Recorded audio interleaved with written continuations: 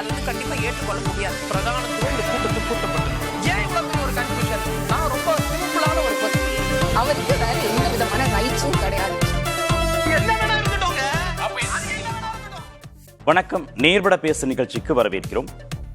திண்டுக்கல்லை சேர்ந்த திரு சூரியமூர்த்தி அப்படிங்கிறவர் 2017 இருந்து 2022 வரைக்கும் அதிமுகக்குள்ள பல மாற்றங்கள் நடந்திருக்கு. இது தொடர்பான பல வழக்குகள் உரிமையியல் நீதிமன்றத்திலையும் நிலுவையில் இருக்கு. இதுல ஒரு முடிவு தெரியும் வரை இரட்டலை சின்னத்தை யாரும் பயன்படுத்தக்கூடாது, அதற்கு தடை விதிக்கணும் அப்படின்னு இந்திய தேர்தல் ஆணையத்துக்கிட்ட நான் முறையிட்டேன் பல முறை. ஆனால் இது குறித்து இந்திய தலைமை தேர்தல் ஆணையம் எந்த விதமான முடிவும் எடுக்கல அப்படின்னு சென்னை உயர்நீதிமன்றத்தில் வழக்கு தொடுக்கிறாரு. வழக்கை விசாரித்த சென்னை உயர்நீதிமன்றம் இபிஎஸ் தரப்பு, ஓபிஎஸ் தரப்பு, அதே மாதிரி இரட்டலை தொடர்பாக யாரெல்லாம் புகார் அளித்திருக்கிறார்களோ, மனு போட்டிருக்காங்களோ, வழக்கு போட்டிருக்காங்களோ அவங்க எல்லாருடைய மனுக்களையும் வழக்குகளையும் விசாரித்து நீங்க ஒரு 4 வாரத்திற்குள்ளாக முடிவெடுக்கணும் இரட்டலை தொடர்பாக அப்படின்னு தேர்தல் ஆணையத்திற்கு உத்தரவு பிறப்பிக்கிறது. அந்த அடிப்படையில் இபிஎஸ் தரப்பு, ஓபிஎஸ் தரப்பு, திரு கேசிபி தரப்பு, திரு ராம்குமார் ஆதித்தன், திரு சூரியமூர்த்தி இவங்க தரப்பு எல்லாரையும் அழைத்து தேர்தல் ஆணையம் பேசுது. அதே மாதிரி டெல்லி உயர்நீதிமன்றத்தில் திரு புகழேந்தி தரப்புலையும் ஏற்கனவே இரட்டலை தொடர்பாக ஒரு வழக்கு தாக்கல் செய்ததன் அடிப்படையில் அவரையும் கூப்பிட்டு தேர்தல் ஆணையம் விசாரிக்குது. எழுத்துப்பூர்வமாக அவங்களுடைய ஆவணங்கள், விளக்கங்கள்லாம் கேட்கிறாங்க. அந்த அடிப்படையில் 23ஆம் தேதி எல்லா தரப்பும் நேரில் ஆஜராகி விளக்கம் கொடுத்திருக்கிறார்கள். ஜனவரி 13ஆம் தேதி வரைக்கும் கால அவகாசம் கேட்டதனால அது வரைக்கும் இந்த விசாரணையெல்லாம் ஒத்தி வைத்திருக்கிறது தேர்தல் ஆணையம். இது ஒட்டி தான் இன்றைய நேர்பட பேச அமர்வில் நாம பேச இருக்கிறோம். இபிஎஸ், ஓபிஎஸ், கேசிபி, புகழேந்தி அணிகளிடம் தேர்தல் ஆணையம் விசாரணை, சிக்கலில் இரட்டை இலை அப்படிங்கிற தலைப்பில் பேச இருக்கிறோம். முன்னாள் நாடாளுமன்ற உறுப்பினர் திரு கேசி பழனிசாமி இணைந்திருக்கிறார். கொங்கு இளைஞர் பேரவையிலிருந்து திரு தனியரசு பங்கேற்றிருக்கிறார். வழக்கறிஞர் திரு அக்னீஸ்வரன் இணைந்திருக்கிறார். அரசியல் விமர்சகர் திரு பொன் வில்சன் பங்கேற்றிருக்கிறார். வணக்கம் விருந்துகள் அனைவருக்கும். திரு கேசிபி, ஏற்கனவே 2022 பொதுக்குழு ஜூலை 11 பொதுக்குழுல திரு எடப்பாடி பழனிசாமி பொதுச் செயலாளராக தேர்ந்தெடுக்கப்பட்டு அந்த மெஜாரிட்டி அடிப்படையில் அவருக்கான இரட்டலையே தேர்தல் ஆணையம் ஈரோடு கிழக்கு சட்டமன்ற தேர்தல் சமயத்தில் ஒதுக்குறாங்க. ஆனால் மீண்டும் மீண்டும் இதில் வழக்குகளுக்கு போகிறது, உரிமையியல் நீதிமன்றத்தில் வழக்குகள் இருக்கு, அதுல முடிவு தெரிகிற வரைக்கும் இரட்டலையை யாருக்கும் கொடுக்க கூடாதுங்கிறது ஒரு அரசியல் காழ்ப்புணர்ச்சி கடந்து வேற என்னவா இருக்க முடியும்? மெஜாரிட்டியை முடிவு செஞ்சுட்டாரு, தீர்மானிச்சிட்டாரு, யாருன்றத இபிஎஸ் நிரூபிச்சிட்டாரு. இதற்கு பிறகு உரிமை கோருவது சரியானதா இருக்குமா? அதாவது திரு எடப்பாடி பழனிசாமி அவர்களே சமீபத்தில் கடைசியா அவர் பொதுச் செயலாளராக தேர்ந்தெடுக்கப்பட்டதுல ஒத்துக்கொண்ட ஒரு ஃபார்முலாங்கிறது அடிப்படை உறுப்பினர்களால தான் கட்சியினுடைய பொதுச் செயலாளர் தேர்ந்தெடுக்கப்பட வேண்டும். இதை எடப்பாடி பழனிசாமி ஏற்றுக்கொண்டார். அதுல மாற்று கருத்து இல்லை. அது ஏன் அதை ஏற்றுக்கொண்டார்னா, என்னுடைய அந்த வழக்குல டெல்லி உயர்நீதிமன்றத்தில் ஜஸ்டிஸ் சிஸ்தானி என்பவர் பேரா 52 இருந்து 55 வரைக்கும் ஒரு அப்சர்வேஷன் கொடுத்தார். அதாவது இந்த கட்சியை உருவாக்கிய நிறுவனர்கள் புரட்சி தலைவர் எம்ஜிஆரும் அதை வளர்த்த ஜெயலலிதா அம்மாவும் அடிப்படை உறுப்பினர்களுக்கு கொடுத்திருக்கிற அந்த உரிமையை பறிக்க கூடாது. நீங்க ஒருங்கிணைப்பாளர்னு பேர் வச்சுக்கங்க, துணை பொதுச் செயலாளர்னு பேர் வச்சுக்கங்க, ஆனால் அந்த உரிமை பறிக்கப்படக்கூடாது, அது பாதுகாக்கப்பட வேண்டும் என்று கொடுத்திருந்தாங்க. அப்ப அந்த அடிப்படை உறுப்பினர்களால தான் தலைமை தேர்ந்தெடுக்கப்பட வேண்டும். அது என்னுடைய வழக்கில் என்னுடைய வழக்கறிஞரின் வாதத்தால் அந்த அப்சர்வேஷன் வந்தது. சோ அந்த அடிப்படையில் எடப்பாடி பழனிசாமி தன்னை பொதுச் செயலராக தேர்ந்தெடுத்துக் கொண்டார். ஆனா அதுல சட்டத்துக்கு புறம்பாக 10 மாவட்ட செயலாளர் முன்மொழிய வேண்டும், 10 மாவட்ட செயலாளர் வழிமொழிய வேண்டும், தலைமை கழக நிர்வாகியாக 5 ஆண்டு காலம் பணியாற்றி இருக்கணும், கட்சியில தொடர்ச்சியாக உறுப்பினராக 10 ஆண்டு காலம் இருந்திருக்கணும் என்று திரு எடப்பாடி பழனிசாமி அவர்கள் புரட்சி தலைவர் எம்ஜிஆர் காலத்துல இருந்த அந்த பைலாவில் இல்லாத ஒரு விதியை, அதே போல ஜெயலலிதா அம்மா காலத்துல இல்லாத ஒரு விதியை கொண்டு வந்திருக்கிறார். அப்ப அந்த விதிகளின்படி பார்த்தீங்கன்னா வெறும் 2 அல்லது 3 பேர் மட்டும்தான் பொதுச் செயலர் பதவிக்கே போட்டியிட முடியும். அப்ப அந்த ஜஸ்டிஸ் சிஸ்தானியினுடைய உத்தரவுங்கிறது வாக்களிப்பதற்கு மட்டும் அல்ல, அடிப்படை உறுப்பினர்களுக்கு தேர்தலில் போட்டியிடுகிற உரிமையும் உண்டு. அப்ப அந்த போட்டியிடுகிற உரிமையை திரு எடப்பாடி பழனிசாமி பறித்திருக்கிறார். இப்ப இந்த வழக்குகள் பார்த்தீங்கன்னா திரு எடப்பாடி பழனிசாமி அவர்களுக்கும் ஓ பன்னீர்செல்வம் அவர்களுக்கும் இவங்க 2 பேரை மட்டுமே மையப்படுத்தி இதுவரை சென்னை உயர்நீதிமன்றம், உச்சநீதிமன்றம், தேர்தல் ஆணையம் எல்லா இடங்களிலும் வழக்குகள் நடந்து கொண்டிருந்தது. அப்ப இன்றைக்கு தான் முதல் முறையாக என்னை அழைத்திருக்கிறார்கள். ஏன்னா 2017 இபிஎஸ் ஓபிஎஸ் இணைகிற பொழுது நான் அதுல ஒரு பார்ட்டி, அதுக்கு நான் இவர்களை ஆதரித்தேன். ஆனால் அன்றைக்கே அந்த சின்னத்தை கொடுங்கள், ஆனால் விதிகளில் திருத்தத்தை ஏற்றுக்கொள்ளாதீர்கள் அப்ஜெக்ஷன் ஃபைல் பண்ணியிருக்கேன். 2022 மற்றவர்களது மனுக்கள் திரு 2022 இல்ல, நான் 2017 பொதுச் செயலாளர் என்பவர் அடிப்படை உறுப்பினர்களால தான் தேர்ந்தெடுக்கப்படணும். சரி, இப்ப இந்த அணிக்கு 7 வருஷத்துல 7 வருஷ இடைவெளியில 2017 இருந்து இந்த 7 ஆண்டு காலம் இடைவெளிக்குள்ள உங்களை ஒரு முறை கூட தேர்தல் ஆணையம் அழைச்சு விசாரிச்சதே கிடையாதா? என்ன இப்படி வழக்கு போட்டிருக்கீங்க, மனு போட்டிருக்கீங்கன்னு கேட்டதே இல்ல? இல்ல, அந்த இரட்டை சின்னத்தை அந்த இணைந்த இபிஎஸ் ஓபிஎஸ் அணிகளுக்கு கொடுத்ததற்கு பிறகு இந்த 7 ஆண்டு காலத்துல டெல்லி உயர்நீதிமன்றம் தேர்தல் ஆணையத்துக்கு உத்தரவிட்டது. அதற்கு எகெயின்ஸ்டா டிவிஷன் பெஞ்சுக்கு போனாங்க. இபிஎஸ் ஓபிஎஸ் இருவரும் இணைந்து அவர்கள் உத்தரவிட்டார்கள். அப்பொழுதும் தேர்தல் ஆணையம் சிவில் வழக்குகள் நிலுவையில் இருக்கிற காரணத்தினால உங்களுடைய மனுவை பரிசீலிக்க முடியல என்றுதான் சொன்னாங்க. அப்ப இன்றைக்கு என்னை அழைத்து தேர்தல் ஆணையம் பேசுவதற்கே 7 ஆண்டு காலம் ஆயிருக்கு. அப்ப நிச்சயமா ஒரு விஷயம் சட்டத்தின் பார்வையில கிளியர். ஏற்கனவே சென்னை உயர்நீதிமன்றமோ உச்சநீதிமன்றமோ அளித்த தீர்ப்புகளை மீண்டும் பரிசீலிக்கவோ இல்லை அதை மாற்றுவதற்கோ தேர்தல் ஆணையத்துக்கு அதிகாரம் கிடையாது. ஆனால் திரு எடப்பாடி பழனிசாமி அவர்கள் அந்த ஜஸ்டிஸ் சிஸ்தானி அவர்கள் தீர்ப்பு உச்சநீதிமன்றம் ஏற்றுக்கொண்ட ஒரு தீர்ப்பு. என்னுடைய வழக்குங்கிறது அந்த தீர்ப்பின் அடிப்படையில் அடிப்படை தொண்டர்களால் தலைமை தேர்ந்தெடுக்கப்பட வேண்டும். இதுதான் என்னுடைய அந்த கோரிக்கை. அப்ப எடப்பாடி பழனிசாமி என்ன சொல்றாரு? அப்படித்தான் நாங்க தேர்ந்தெடுத்துட்டோம் என்று சொல்கிறார். ஆனால் யாரும் போட்டியிடாத வகையில திருத்தங்களை செய்து அவர் தேர்ந்தெடுக்கப்பட்டிருக்கிறார். சரி, இந்த அவரது அந்த தேர்தல் என்பது இல்ல நீங்க ஏற்றுக்கொள்ளப்படத்தக்கது அல்ல.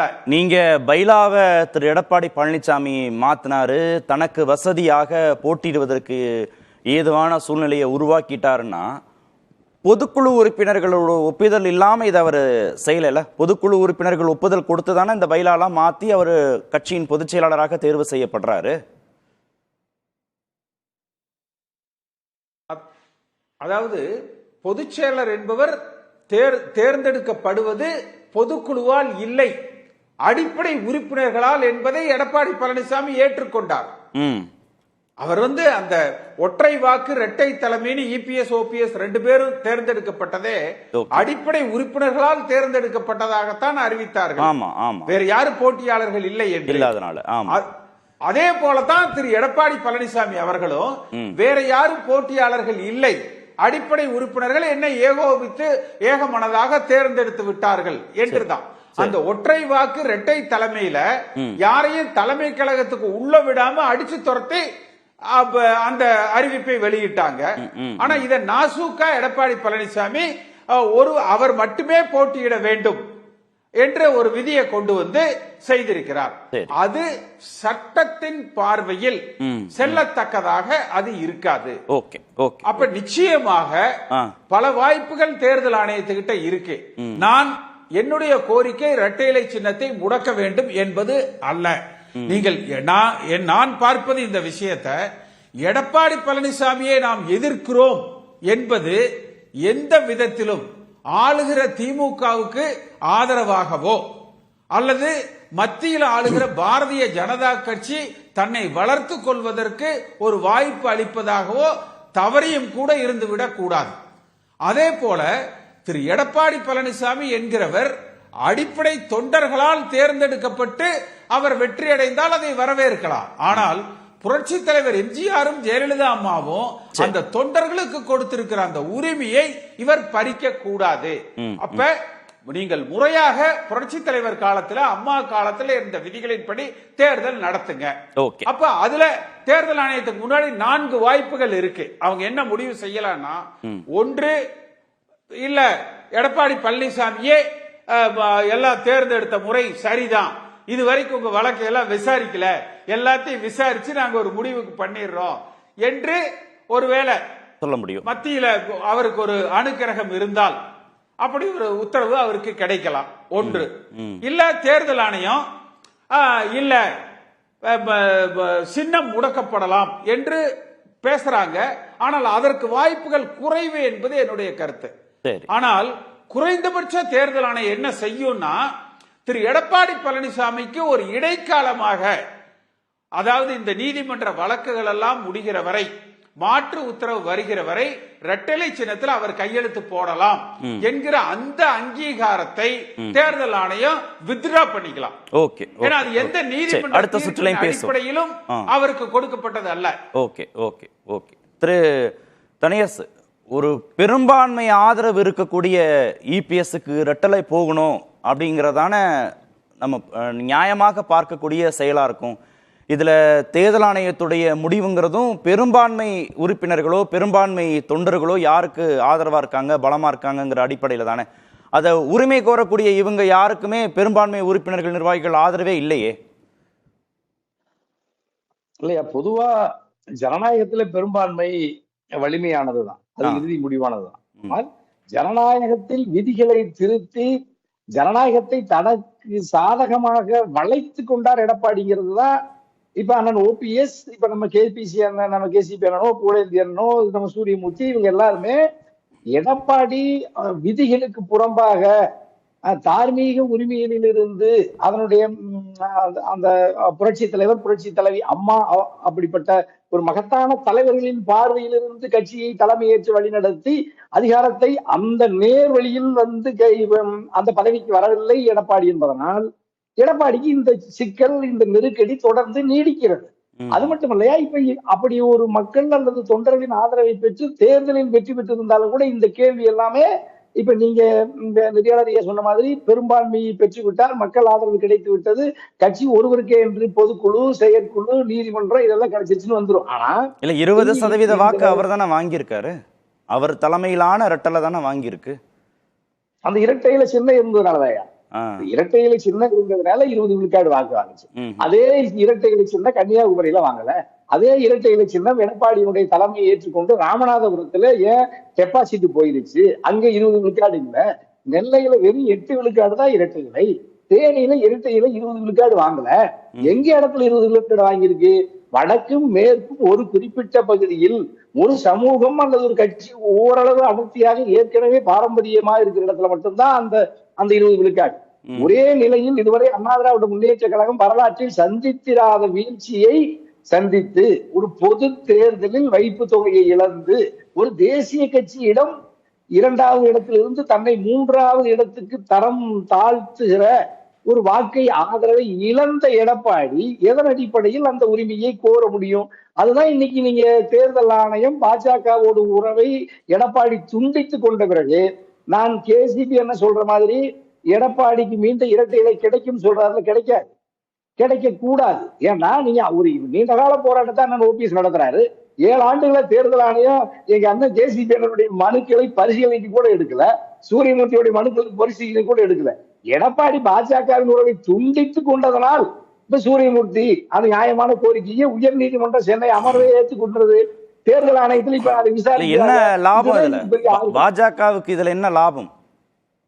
பாஜக ஏற்கனவே அதிமுகவை பலகீனப்படுத்தி 4-5 துண்டுகளாக களத்தில் நாளெல்லாம் இதுவரை இல்லாத அளவுக்கு ஒரு நெகட்டிவான ஒரு எதிர்மறை விவாதத்தை நம்ம தொடர்ந்து நடத்தி, அதிமுகவுக்கு தலைமை ஏற்றிருக்கிற எடப்பாடி அதிமுகவின் கொள்கைகளுக்கும் அதிமுகவின் நிறுவன தலைவர், புரட்சி தலைவி அம்மா அவர்கள் கொண்டிருந்த அடிப்படை கொள்கைகளுக்கு முரணாக பாஜகவோடு கரம் பற்றி கொண்டு ஒரு பாஜக தேசிய கட்சியினுடைய கொள்கையோடு தன்னுடைய கோட்பாட்டு எதிரியோடு கரம் பற்றி கொண்டு 7 ஆண்டுகளாக முதலமைச்சர் பதவியையும் அனுபவித்த எடப்பாடி, கட்சியினுடைய தலைமையும் கைப்பற்றி கொண்டு அனுபவிக்கிற எடப்பாடி அதுதான் பாஜக இந்த பலகீனமான தலைவர்களை எடப்பாடியை பயன்படுத்தி கொண்டு கட்சியை உடைத்து பாஜக பலகீனப்பட்டிருந்த பாஜக மட்டும் பலப்பட்டிருக்கிறது.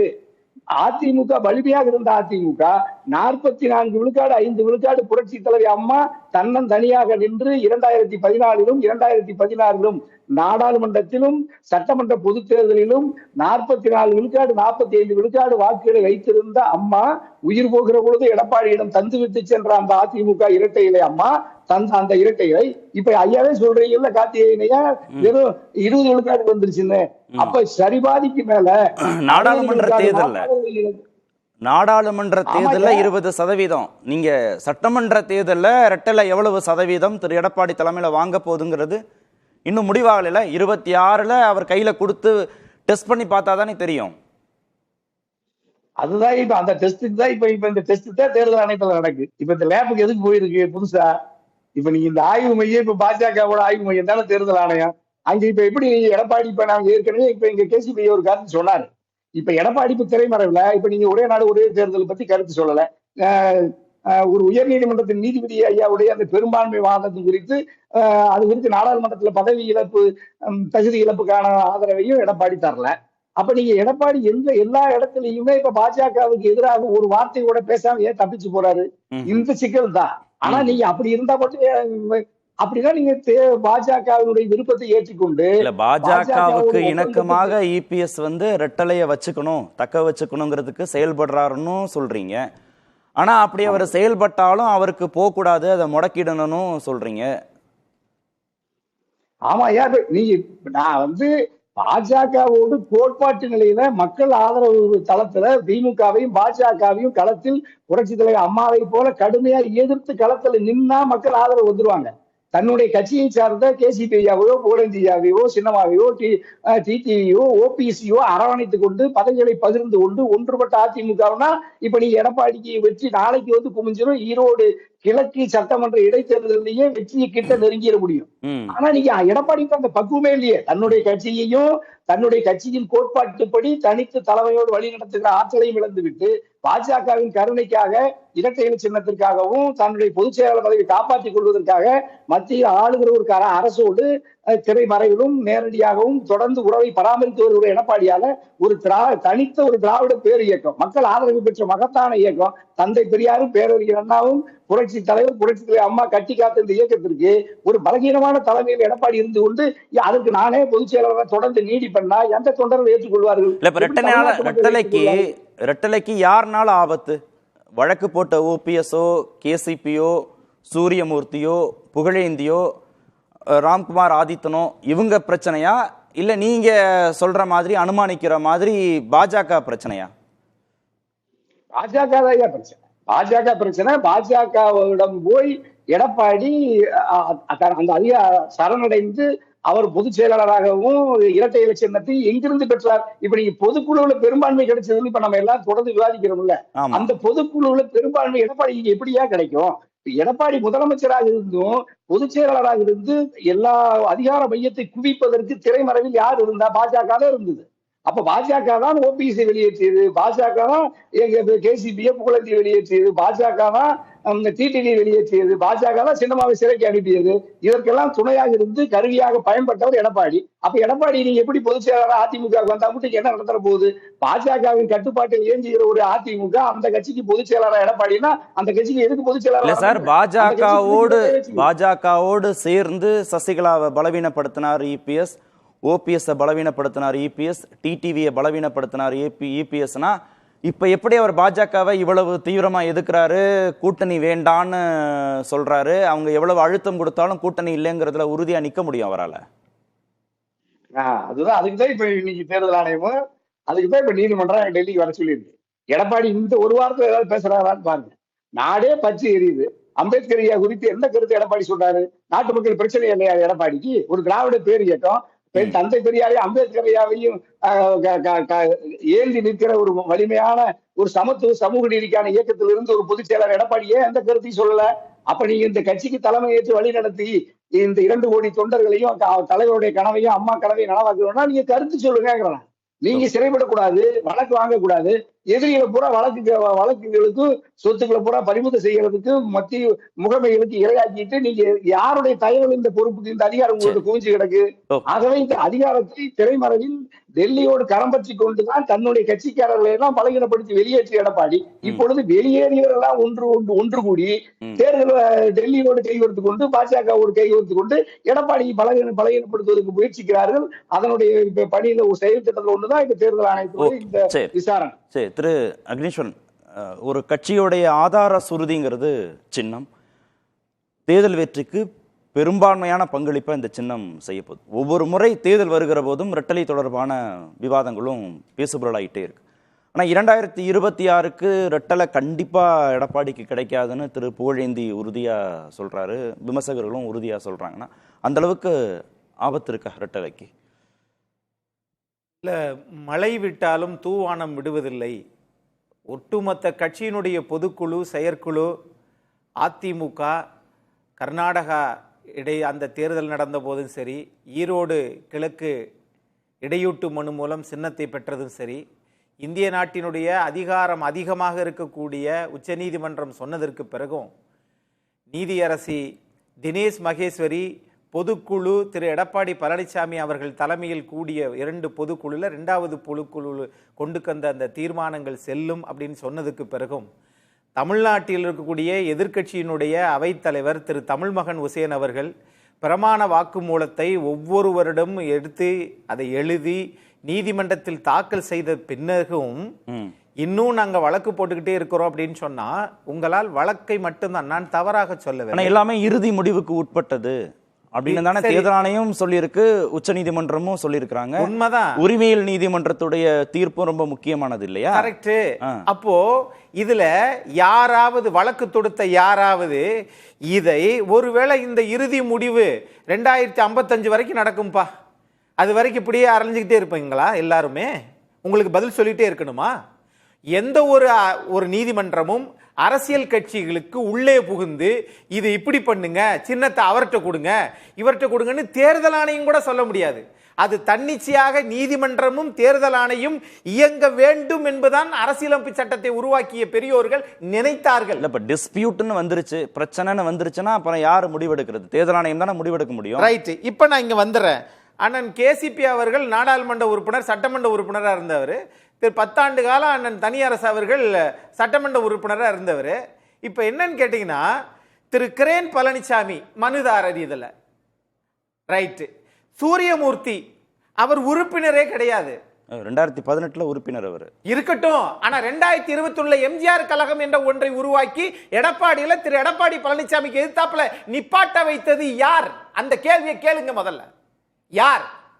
முன்னாள் முதலமைச்சர் ஓபிஎஸ் அவர்களா அல்லது இந்த அரங்கத்தில் இருக்கக்கூடிய அண்ணன் கேசிபி அவர்களா? யார்? அப்போ நீங்க கட்சியிலிருந்து நீக்கப்பட்டதற்கு பிறகும் நான் 17 இருந்து 21 வரைக்கும் நான் நிறைய ஆர்டிஐ தகவல் அறியும் உரிமை சட்டத்தில் கேட்டேன், அதுக்கு எனக்கு கிடைக்கல. அதனால ரிட் ஆஃப் மேண்டமஸ் சென்னை உயர்நீதிமன்றத்தில் போட்டாரு.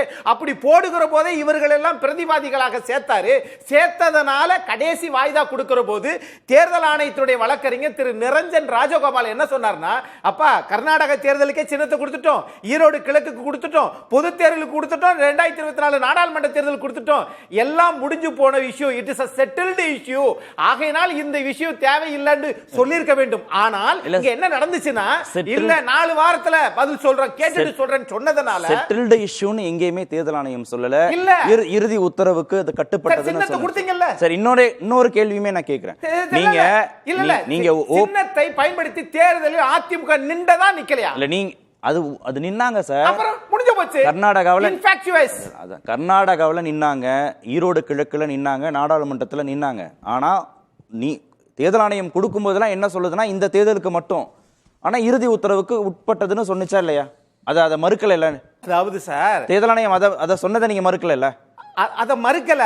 ஆனா அதே நேரத்துல திரு எடப்பாடி பழனிசாமி அவர்கள்ட்ட சின்னம் கொடுக்கப்பட்டதுன்னு பதிவிறக்கம் பண்ணிருக்காங்களா இல்லையா? தேர்தல் ஆணையத்தினுடைய பதிவிறக்கம் பண்ணிருக்கா இல்லையா? அப்போதைக்கு அதத்தான் சொல்றேன். அது எப்போ? அதத்தான் நான் சொல்றேன். இல்ல சார், இந்த நிமிஷம் நாம பேசிட்டு இருக்க இந்த நிமிஷம் வரைக்கும் இபிஎஸ்ட தான் ரெட்டலை இருக்கு, இபிஎஸ்ட தான் ரெட்டலை இருக்கும் அப்படிங்கிறது குறித்து நம்ம விவாதிக்கிறோம். அவர்கிட்ட தான் இருக்குமா இருக்காதா அப்படிங்கறத பேசுறோம். இந்த நிமிஷம் வரைக்கும் இருக்கு. அது வெற்றி பெற முடியாதவர்கள் எல்லாம் அவரிடம் இருக்கக்கூடாது என்று நினைப்பது, அப்படி நினைப்பதை நடைமுறைப்படுத்துவதற்காக நீதிமன்றத்திலும் தேர்தல் ஆணையத்திலும் மனுக்களை கொடுக்கிறார்கள். நான் பார்க்கிறேன். சரி, வெற்றி பெற முடியாதவர்கள் சொன்னதனால அவர்கள் 2017 ரெண்டு செய்தி. நீங்க வெற்றி பெற முடியாதவர்கள் நீதிமன்றத்தை நாடுறாங்க, தேர்தல் ஆணையத்தை நாடுறாங்கிறதுக்கு திரு கேசிபி சொன்னது ஒரு பாயிண்ட்டும் திரு தனியரசு சொன்ன ஒரு பாயிண்ட்டும் நான் சொல்றேன். ஒன்று, திரு கேசிபி சொன்னது 10 மாவட்ட செயலாளர்கள் முன்மொழியணும், 10 மாவட்ட செயலாளர்கள் வழிமொழியணும், 5 ஆண்டுகள் தலைமை கழக நிர்வாகியாக இருக்கணும், தொடர்ந்து கட்சியில 10 ஆண்டுகள் இருக்கணும். அப்படின்னா தனக்கு வசதியாக அவர் பொதுச் செயலாளர் பதவிக்கு போட்டியிடுகிற போது ஒரு சில பேருக்கு மட்டும் உகந்ததாக அந்த விதிகளை மாத்தினாங்க. ஒரு உறுப்பினர் இருக்கிறாருன்னா அவர் வாக்களிக்க மட்டும் உறுப்பினர் இல்லை, அவர் பங்கேற்பதற்கும் போட்டியிடுவதற்கும் அவர் உறுப்பினர் தான். அந்த வசதி அவர் கொடுக்கணும். அந்த இது மறுக்கப்பட்டதுன்னு ஒன்று சொன்னார்.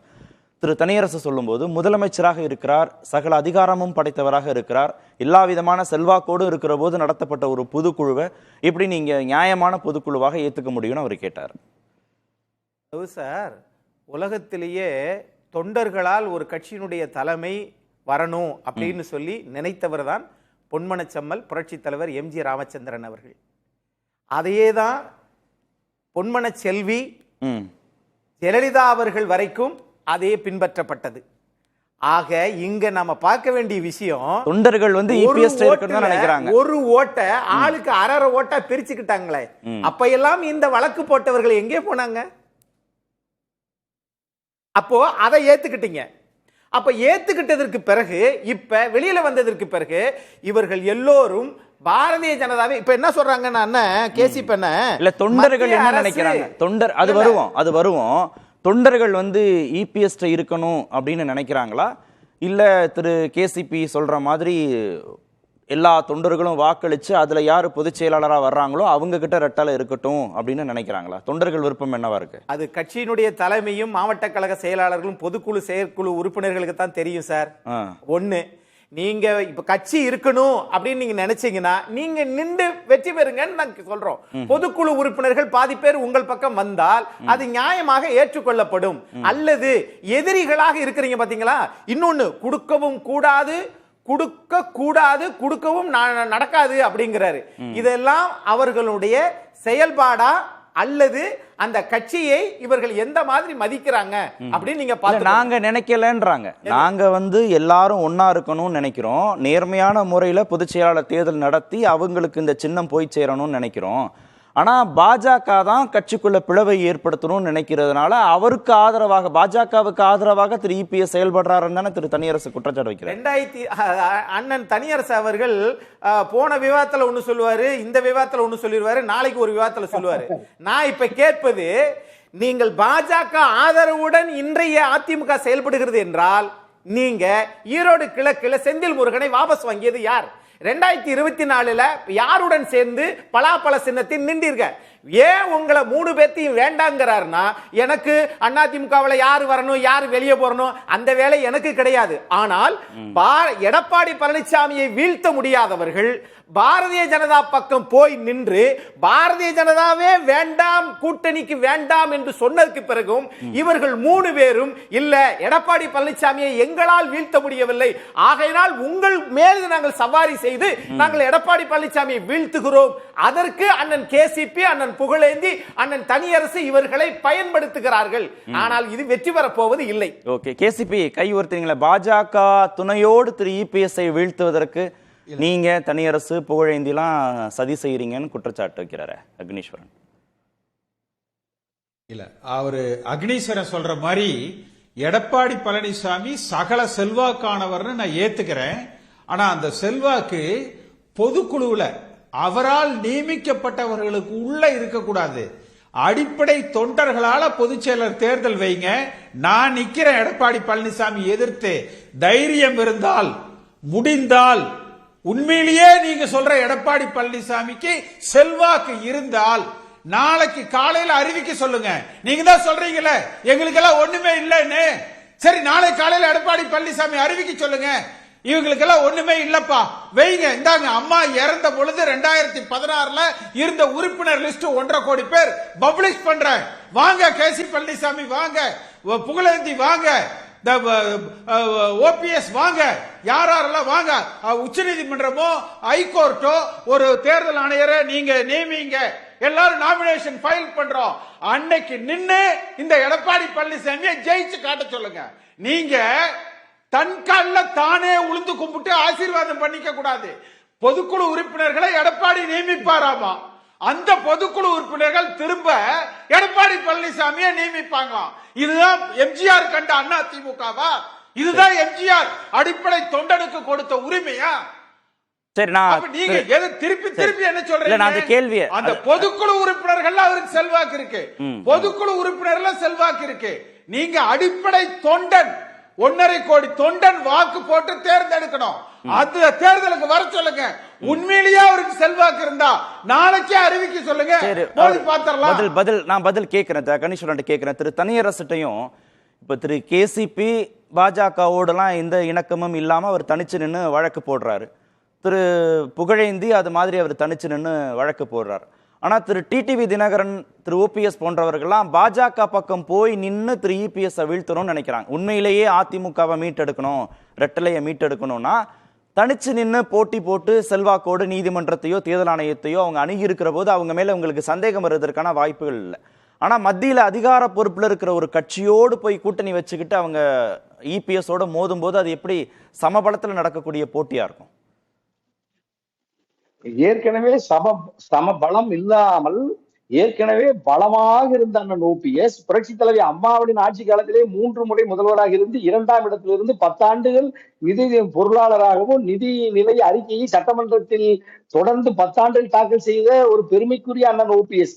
அப்படி இருந்தவரை பலமானவரை பலகீனமாக்கியது யாரு? இந்த எடப்பாடி. இந்த எடப்பாடி எந்த அதிகாரத்தை வைத்துக் கொண்டு பலகீனப்படுத்தினார்? பாஜகவை, மத்திய ஒன்றிய அரசை தன்வசப்படுத்தி கொண்டுதான் இந்த பலகீனத்தை செய்தார். ஆகவே இவர் தனித்து அரசியலில் கட்சியின் தொண்டர்களை அல்லது நிர்வாகிகளை இவர் தன்னுடைய ஆற்றலால் வலிமையால் வசீகரித்து பெரும்பான்மை பெற்றிருந்தால் இப்ப நமக்கு ஒண்ணு மாற்று கருத்து இல்லை. ஆனால் அவர் எதிரிகளை வீழ்த்தியதெல்லாம் சின்னமாவையோ டிடிவியோ ஓபிஎஸ்சியோ இன்னும் இருக்கிறவர்கள் எல்லாம் இவர் வெளியேற்றிய அனைத்துமே பாஜகவுடைய மைய ஒன்றிய அரசின் துணையோடு தான் வெளியேற்றினார். ஆகவே இப்பொழுது சின்னமா டிடிவி ஓபிஎஸ் 3 பேரும் அதே பாஜகவின் கரம் பற்றி கொண்டு பாஜகவின் முழு கட்டுப்பாட்டில் இருந்து வெளியேற முயற்சிக்கிற அல்லது இவர்களை எல்லாம் எப்பொழுது நன்றியை மறந்து வெளியேற்றினாரோ அது போலவே பாஜகவுக்கும் இப்பொழுது எடப்பாடி நன்றிக்கு மாறாக விசுவாசம் இல்லாமல் வெளியேற முயற்சிக்கிற பொழுது அந்த 3 பேரும் பாஜகவும் மறுபடியும் கரம் கோர்த்து கொண்டு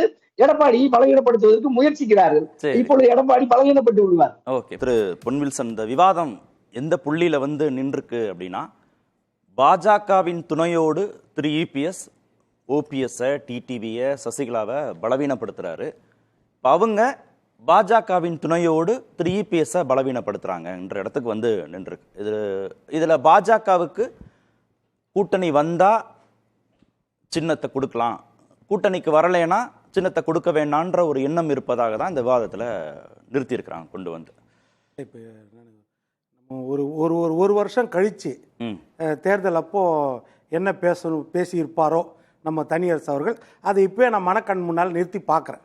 அதாவது திமுக கூட்டணியில் இருந்துட்டு கொங்கு இளைஞர் பேரவை மேடையில் என்ன பேசியிருப்பாங்களோ அதை இங்கே ஒத்திகை பார்த்தாருன்னு தான் நான் நினைக்கிறேன். ஏன்னா அந்த பிஜேபி பூச்சாண்டியை திமுக கூட்டணி தான் காமிச்சிட்டு இருக்கிறாங்க. இப்ப இவரும் அதே பூச்சாண்டி தான் காமிக்கிறாரு அப்படின்றத நான் யோசிக்கிறேன். 2 பேரும் ஓபிஎஸ் இபிஎஸ் இணைஞ்சதுல பாஜகவுக்கு ரோல் இல்லவே இல்லையா? இல்ல, இப்போ பிஜேபியை பொறுத்த வரைக்கும் இணைஞ்சதுல ரோல் இருக்குது. நம்ம சொன்னாலும் தவறு, சொல்லனாலும் தவறு. ஏனென்றால் ஒன்று பிஜேபியை பெருமைப்படுத்துறோமா இல்லை இழுக்குப்படுத்துறோமா? அப்போ ஏன்னா மெஜாரிட்டியா இருக்கிற ஜனநாயகத்தில் மெஜாரிட்டியா இருக்கிற ஒரு கட்சியை பிஜேபி தான் ஆட்டு வச்சுன்னு சொன்னோம்னா அது பிஜேபிக்கு கேவலம் மட்டும் இல்லை, அதிமுகவும் கேவலம் இல்லை. அது பெருமைன்னு அவங்க நினைச்சுக்கிட்டாங்கன்னா அது அவங்க பொறுப்பு. அதை நான் பெருமையா அப்படி நினைக்கல. ஏன்னா it is not a vertical division அப்படின்றது கிடையாது. அந்த அளவுக்கு எமர்ஜென்சியே பார்த்த இந்தியாவில் இந்த மாதிரி அட்டூழியங்கள் எந்த கட்சியும் பண்ண முடியாது அப்படின்றது தான். சரி, திரு கேசிபி கேட்டார்ல, பொதுக்குழு உறுப்பினர்களை திரு எடப்பாடி பழனிசாமி நியமிப்பாரு, அவரை அவங்க எல்லாருமா சேர்ந்து பொதுச் செயலாளர் ஆக்குவதற்கான சட்ட திருத்தங்களை மாத்திப்பாங்கன்னா இது எப்படி ஜனநாயகத்துல சரியானதாக KCP இருக்கும்? அவர் வந்து எப்பவுமே சட்ட விஷயங்களை மட்டும்தான் பேசுவார். பெரிய அளவுல அரசியல்ன்றது பேச மாட்டாரு. அதிமுகவுக்கு இழுக்கா பெருசா பேச மாட்டார். அவரே கொஞ்சம் உணர்ச்சி வசப்பட்டு இப்ப பேசிட்டாரு, அது வேற விஷயம். நான் முதல் தனியரசு சொல்றேன். பிஜேபி ஓபிஎஸ் பேச்சை கேட்காம ஓபிஎஸ்க்கு துரோகம் பண்ணி டிடிவி தினகரன் கையில தான் அடுத்த தேர்தல் போவோம் அப்படின்னு சொன்ன அண்ணாமலைக்கும் துரோகம் பண்ணி டிடிவிக்கும் துரோகம் பண்ணி எடப்பாடி பக்கம் கொடுத்துருவாங்களா? இது நடக்கிற காரியமா? கற்பனையில கூட நம்ம தேட முடியாது இந்த மாதிரி. இது கற்பனையில வந்து இந்த கற்பனை வளம் வந்து தனியரசு அவருக்கு கை வந்த கலை, இவ்வளவுதான், வேற எதுவும் சொல்ல முடியாது. ஏன்னா அவர் பேசுனதுல அந்த மாதிரி. ஏன்னா இன்னொன்னு சொல்றேன், நம்ம ஓபிஎஸ்ஐயோ டிடிவியோ தான் சின்னம் போகுன்றீங்களா? இல்ல, ஓபிஎஸ் இபிஎஸ் பேச்சை கேட்பாங்க. ஆனா அந்த பேச்சை கேட்டு செயல்படுத்துற அளவுக்கு பிஜேபி கிடையாது. அந்த அளவுக்கு அதிமுக எடப்பாடி தலைமையில் இருக்கிற அதிமுகவும் பலவீனம் கிடையாது. ஏனென்றால் இந்த நாட்டில் ஜனநாயகம் இன்னமும் 4 தூண்களான நீதிமன்றத்தில் இருக்குது. நான் இன்னைக்கும் நம்புறேன். ஏனென்றால் நீதிமன்றத்தில் சொல்லும் சாதி கலி வழக்குல அதற்கு முன்னாடி எலெக்ஷன் சிம்பிள் அலாட்மெண்ட் ஆர்டர் 1968 இப்ப சட்டம் கேசிபி சொல்றாரு, அதுதான் பேசணும். ஏனென்றால் 1968 அதுக்கப்புறம் 1971 சாதிக் அலி வர்சஸ் எலெக்ஷன் கமிஷன் அந்த ரிப்போர்ட்ல தான் வந்து அதுதான் முன்னுதாரணம். எப்படி 356 எஸ்ஆர் பொம்மை வழக்கு முன்னுதாரணமோ அது போல இது முன்னுதாரணம். இந்த வழக்கில் பார்த்தீங்கன்னா 4 அம்சங்கள் தான் வந்து தேர்தல் கமிஷன் பார்க்கும் நியாயமா பார்த்தா. ஒன்று சப்போர்ட், ரெண்டாவது அன்சர்டனிட்டி, மூன்றாவது எலெக்ஷன் டைம்ஸ், நாலாவது ரீயூனியன். இந்த 4 தான் பார்ப்பாங்க. முதல் விஷயம் சப்போர்ட். அது சப்போர்ட் அப்படின்னா அதுல முதல் விஷயம்னா majority test. Majority test of the organisational legislative wing. இதுதான் அவங்களுக்கு அந்த சாதிக்கலி வழக்கில் வந்து டைரக்ஷன். அதுதான் ஒன்று ஆர்கனைசேஷனல் விங்கில் மெஜாரிட்டி, லெஜிஸ்லேட்டிவ் விங்கில் மெஜாரிட்டி. இந்த ரெண்டும் 100க்கு 100%, அதாவது 100% தான் இல்ல. ஒரே வார்த்தை கார்த்திகேயன், இது ஆர்கே நகர்ல எங்க எடப்பாடி ஐயா கிட்ட தான் நாங்க 122 சட்டமன்ற உறுப்பினர்கள் இருந்தோம்ல. ஐயா அதெல்லாம் நீங்க பேசுறது அரசியல் ஐயா. ஐயா நான் என்ன சொல்றேன், அதெல்லாம் வேணாம். வெறும் 24,000 ஓட்டு வாங்கி உதயசூரியன் குக்கரிட்ட தோத்துச்சு.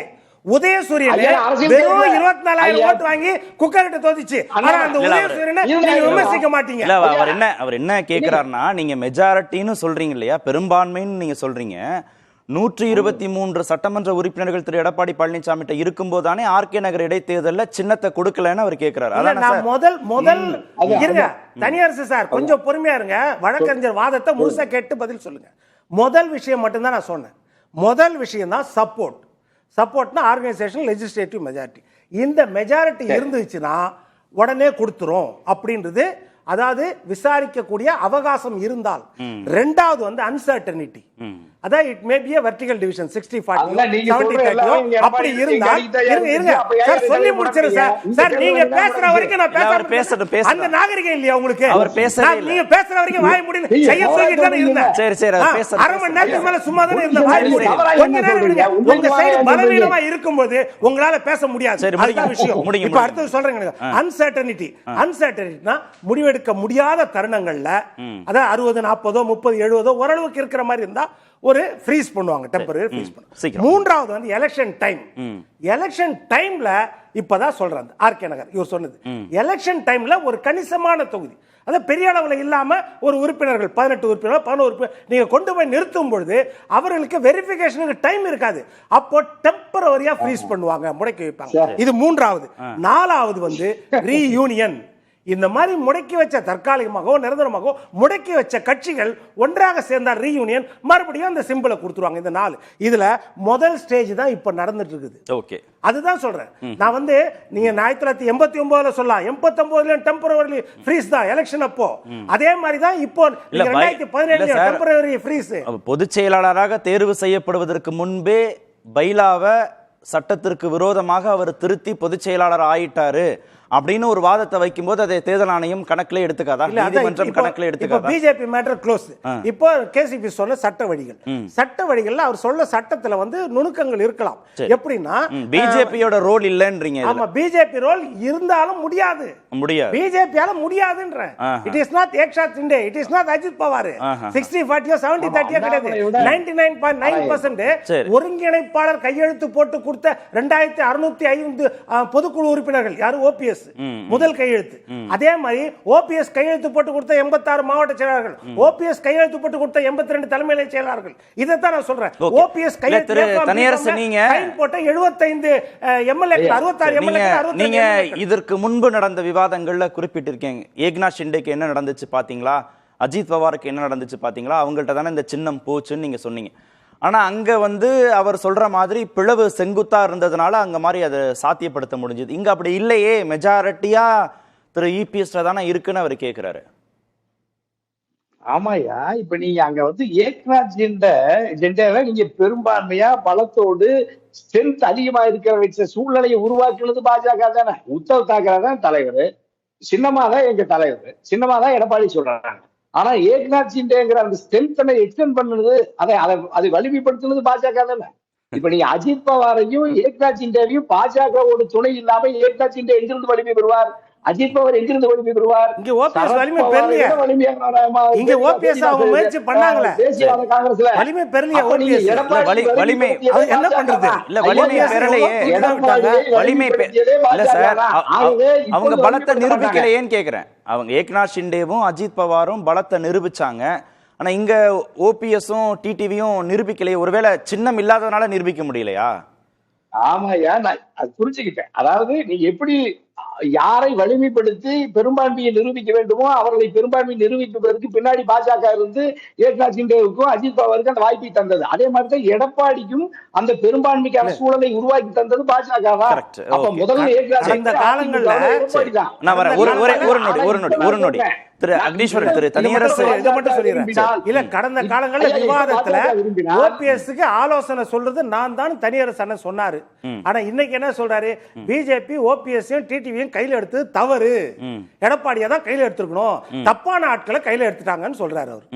அப்ப அதுதான் உண்மை. இப்ப நான் கேசிபி அண்ணனுக்கு பதில் சொல்லவே நீங்க டைம் கொடுக்கல. கேசிபி அண்ணன் 2016 குழுவுல திரு கேசிபிக்கு நீங்க பதில் சொல்லலாம். நான் திரு அக்னீஸ்வரன், திரு தனியரசு என்ன சொல்றாருன்னா, யார ஏக்நாத் ஷிண்டே ஆக்கணும், யார அஜித் பவார் ஆக்கணும், யாருக்கு சின்னம் போகணுன்றத தீர்மானிக்கக்கூடிய இடத்துல பாஜக இருக்கு, அவங்க தான் முடிவு எடுப்பாங்க அப்படின்னா இதுல அவங்களுடைய முடிவு தான் பெரிய முக்கியமான முடிவாக இருக்க போதா? அப்போ சின்னத்தை பொறுத்தவரைக்கும் பாஜகவுடைய முடிவு தான் முக்கியமான முடிவாக இருக்க போகுதுன்றாரு திரு தனியரசு. சார், ஆரம்பத்திலிருந்து இப்ப வரைக்கும் சார் பெத்த பிள்ளை பேரு சொல்லும் சார், நீங்க சாப்பிட்டது என்ன உணவு அப்படின்றது நமக்கு தெரியும் சார். அதுக்கேற்ற மாதிரி நம்ம ரத்த நாளங்கள் வேலை செய்யும். நான் இப்ப என்ன கேட்கிறேன்னா, 122 சட்டமன்ற உறுப்பினர்கள், அதாவது சசிகலாமா ஆரம்பத்துல இவங்களை அறிமுகப்படுத்தினார், நான் இல்லைங்கல. ஆனால் அதற்கு பிறகு 122 சட்டமன்ற உறுப்பினர் அதிமுக இருந்தாங்களா இல்லையா? அப்ப பாஜக எப்படி இயக்குச்சு? ஏன் இயக்குச்சுன்னா, அப்பயே உங்களுக்கு நோக்கம், ஜெயலலிதா இறந்துட்டாங்கன்னா அந்த வாக்கு சதை அப்படியே நமக்கு வந்துரும். ஏன்னா முதுகுல குத்தக்கூடிய வேலையை மட்டுமே காஷ்மீர்ல இருந்து கன்னியாகுமரி வரைக்கும் பாஜக செய்கின்றது. தேர்தல் ஆணையம் இஸ் இண்டிபெண்டன்ட் பாடி, அது தன்னிச்சையாக முடிவெடுக்கணும். நீதிமன்ற தீர்ப்பு அதை விட உயர்ந்தது. அதெல்லாம் விட்டுவிட்டு இங்க இல்ல, அப்ப பாஜக உதவுச்சு, சேர்த்து வச்சுச்சு, வித்யாசாகர் ராவ் வச்சு 2 பேர்த்தையும் சேர்க்க, அந்த வேலையை ஏன் நீங்க செஞ்சீங்க? இது ஜனநாயக கடமையா? இது அத்துமீறல் இல்லையா? அநியாயம் இல்லையா? இந்த வேலையை இப்ப என்ன செய்றாங்க? இது எப்படி இபிஎஸ் இதுக்கு தொட போனார்னு ஒரு கேள்வி இல்லையா? அப்ப நான் கேக்குறேன், அப்போ நேரடியா வழக்கு போடாதீங்க, நேரடியா பாஜக ஆபீஸ் டெல்லியில போய் எல்லாரும் கால்ல விழுந்து மன்னிப்பு கேட்டுருங்க. இல்ல, நீங்க தான் இது பண்ணணும்னு இல்ல, இது அக்கிரமம், அநியாயம், தேர்தல் ஆணையம் நீதிமன்றத்துக்கு கட்டுப்படணும்னா அப்போ இபிஎஸ்ஏ அந்த உடன்பாடுக்கு ஒத்துக்க கூடாது தானே? பொதுக்குழு கூட்டியது யார் சார்? இந்த தலைமை இல்ல சார், எந்த தலைமை வந்தாலும் ஓபிஎஸ் ஓட சேர்வதற்கு கேக்குறேன் சார். அத விட்டுருவோம். சேர்க்கிறது நீக்கிறது பாஜக செய்ய வேண்டியது நாட்டாம வேலையா? ஒரு நோடி இல்ல சார், அந்த கேள்வி நியாயமானது. பாஜக பிரதிநிதிகள் இங்க இல்லாதனால நேரடியா உங்கள்ட்ட கேள்வி கேட்க முடியல. நீங்க பாஜக பத்தி பேசல, நீங்க பாஜக இப்படி செய்யுதுங்கிற செயல் குறித்து விமர்சனம் வைக்கிற நீங்க, ஒரு நோடி வைக்கிற நீங்க, இந்த செயலுக்கு உடந்தையாக இருந்த இபிஎஸ் குறித்து எந்த விமர்சனமே இல்லையேன்ற அது எப்படி கடந்து போக முடியும்? அதத்தான் இப்ப சொல்றேன். இவர்கள் 4 பேர்ல 3 பேர்ல, அதாவது அண்ணன் கேசிபி இதுக்கு கோச்சுக்கிற போறாரு, எதிர்த்து நிக்கிறார்கள். பாத்தீங்கன்னா இவங்க எல்லாம் நான் மனு கொடுத்ததுல சொல்லல, எதிர்த்து நிக்கக்கூடிய தலைவர்கள் என்று சொல்லக்கூடிய நீங்கள் பொதுக்குழு கூட்டினீங்களா? இத்தனை வழக்குகளை சந்திச்சீங்களா? சார், தாக்குவது எளிது, பேசும், அதை தாங்குவது ரொம்ப ரொம்ப கடினம். கேசிபி வரேன். பொன்வில்சன் ஓபிஎஸ்க்கு செல்வாக்கு இல்ல, டிடிவிக்கு செல்வாக்கு இல்லை, கேசிபிக்கு செல்வாக்கு இல்லை, புகழேந்திக்கு செல்வாக்கு இல்லைன்னா நீங்க போட்டி பொதுக்குழுலாம் கூட்டியிருக்க வேண்டியதானேன்னு திரு அக்னீஸ்வரன் கேட்கிறார். செல்வாக்கே இல்லாத ஓபிஎஸ்ஆ பலாப்பழத்து சின்னத்தில் நின்று 3 லட்சம் வாக்குகள் வாங்குறாரு. செல்வாக்கே இல்லாத டிடிவியா தேனியில் நின்று 4 லட்சம் வாக்குகள் வாங்குறாரு. அதுவும் பலாப்பழத்துக்கு 5 பலாப்பழம் வேற போட்டியா நிற்கிது. இவ்வளவு நெருக்கடிக்கு மத்தியிலையும் அவரால் 3 லட்சம் வாக்குகள் வாங்கக்கூடிய நிலையில செல்வாக்கே இல்லாத நபர்களா இவங்க அப்படி இவங்களை புறந்தள்ளிட முடியுமா? இல்ல இவங்க செல்வாக்கை பார்த்து இபிஎஸ் பயப்படுறாரா? இல்ல அதுதான் சொல்ல. இப்போ 3 முறை முதலமைச்சராக இருந்தவர். அதே மாதிரி டிடிவி அவர்கள் ஒரு குக்கர் சின்னத்தில் 2 கட்சியும் புறமுதுகு எடுத்து ஓட வச்சு அதுலேயும் ஆளுங்கட்சியாக இருந்த இரட்டை இலையை தோற்கடித்து, அதே போல காலங்காலமாக ஆளுங்கட்சியாக இருந்த திமுகவின் உதயசூரியனை டெபாசிட் இழக்க வைத்து தனக்கு சம்பந்தமே இல்லாத தொகுதியில் ஜெயிச்சார். ரைட்டா? அவர் செல்வாங்க. ஆனா பெர்செப்ஷன் என்னன்னா, நான் கேக்குறது இப்ப நாடாளுமன்ற நடந்தது என்னன்னா சொன்னா, பெர்செப்ஷன் என்னன்னா எல்லா நிர்வாகிகளும் எடப்பாடி கூட இருக்காங்க, ஆனா 1.5 கோடி தொண்டர்களும் எங்க கிட்ட தான் இருக்காங்க. இதுதானே காலகாலமா இவங்க சொல்லிட்டு இருந்தது. இல்ல சார், அந்த ரெட்டலை தானே சார் டெபாசிட் இழக்குது. அந்த ரெட்டலை தானே 4வது இடம் 6வது இடம்னு நகருது. இவங்களால வாங்க முடியுதுல, லட்சக்கணக்கான வாக்குகள் வாங்க முடியுதுல ஓபிஎஸ்னால டிடிவினால. ஒரு சாம்பிள் வச்சிட்டு நீங்க சொல்ல முடியாது.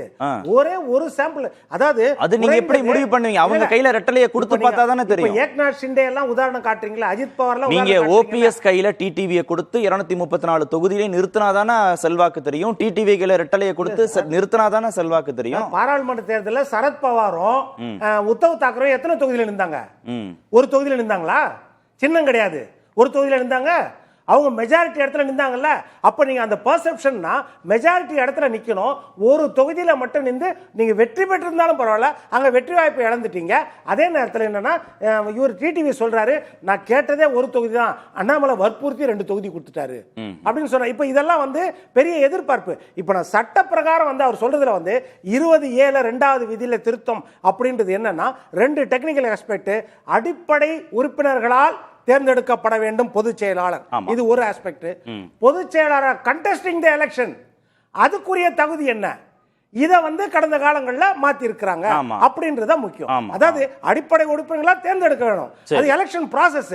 பட் கண்டெஸ்டிங் தி எலெக்ஷன் அதுல அதிலேயே சமத்தன்மை இல்லையே. அதே சமத்தன்மை இல்லையே. 5 மாவட்ட செயலர் 10 மாவட்ட செயலாளருக்கு முன்மொழியணும் வழிமொழியணுங்கிறது எல்லோருக்குமான வாய்ப்பை மறுக்கிற ஒரு செயல் தான். எல்லோருக்குமான வாய்ப்புனா 1.5 கோடி தொண்டர்களுக்குமா 2 கோடி தொண்டர் இல்ல நீங்க தீர்மானிக்க முடியாது. நான் என்ன சொல்றேன், இல்ல சட்ட திருத்தத்துக்கு செல்லுபடி ஆகுமான்றதுதான். சரி, கேசிபி சட்டம் செல்லுமா இல்லையா நிறைவேற்ற திரு கேசிபி இது எதை நோக்கி நகருது? ரெட்டலைங்கிறத எந்த புள்ளியை நோக்கி தேர்தல் ஆணையம் நகர்த்துது? நிச்சயமா தேர்தல் ஆணையம் இந்த முறை ஏதேனும் ஒரு இறுதி முடிவுக்கு அவங்க எடுப்பாங்க. அது ஒன்னா எடப்பாடி பழனிசாமிக்கே முழுமையாக ரெட்டலையை கொடுக்கலாம். அது எடப்பாடி பழனிசாமிக்கு பாஜகவுக்கு எப்படி உறவு என்பதை பொறுத்து இருக்கும். அல்லது ரெட்டலை சின்னம் யாருக்கு, எடப்பாடி பழனிசாமிக்கு அந்த இடைக்காலத்துல கையெழுத்திடுகிற உரிமை திரும்ப பெறப்படலாம். அது இல்லாம சின்னம் முடக்கப்படலாம், அல்லது தேர்தல் நடத்த சொல்லி உத்தரவு போடலாம். ஆனா ஆட்சி அதிகாரத்தில் முதலமைச்சராக இருந்த இன்றைக்கு பொதுச் செயலாளராக இருக்கிற எடப்பாடி பழனிசாமியுடைய பார்வை எப்படி இருக்கணும்னா, ஓபிஎஸ் எப்படி வீழ்த்தலாம், கேசிபி எப்படி திருப்பி கட்சிக்குள்ள விடாம பண்ணலாங்கிறது அல்ல, எப்படி திமுகவை வீழ்த்தி ஆளுகிற கட்சியாக அண்ணா திமுக உருவெடுக்கலாம். எங்க பொன் வில்சன் சந்தோஷப்படுறாருன்னா, ஓபிஎஸ் ஒரு தொகுதியில நின்று 4 லட்சம் தான் வாங்கினாருன்னு, அங்க 7 தொகுதியில டெபாசிட் போயிருக்குது. இந்தியா முழுக்க சிரிக்கிறான். அம்மா மரணிக்கிற பொழுது உங்ககிட்ட 50 எம்பி, இன்னைக்கு அங்க பார்லிமெண்ட்ல அட்ரஸே இல்ல, அதிமுகவுக்கு அட்ரஸே இல்ல. அப்ப எடப்பாடி பழனிசாமி இன்றைக்கு அவர் வகிக்கிற பதவிக்கு தகுதியான சிந்தனை ஆளுகிற கட்சியாக அதிமுக எப்படி உருவெடுப்பது, ஸ்டாலினை திமுக அரசாங்கத்தை எப்படி வீழ்த்துவது, மத்தியில் ஆளுகிற மதவாத பாஜக அரசாங்கத்தை வலிமையோடு எப்படி எதிர்த்து நிற்பது. அப்ப உள்ளுக்குள்ள பிரச்சனைகள் ஜனவரி மாதம் 2ஆம் வாரத்துல வருது. பார்க்கலாம். அதிமுக வீழ்த்தும், கேசிபி அதுல இருக்கலாம், சொல்ல முடியாது. பார்ப்போம். நன்றி. நிகழ்ச்சியில் பங்கேற்ற அனைத்து விருந்துகளுக்கும் நேர்பட பேச நிறைவு பெறுகிறோம். கண்டிப்பா ஏற்றுக்கொள்ள முடியாது. பிரதான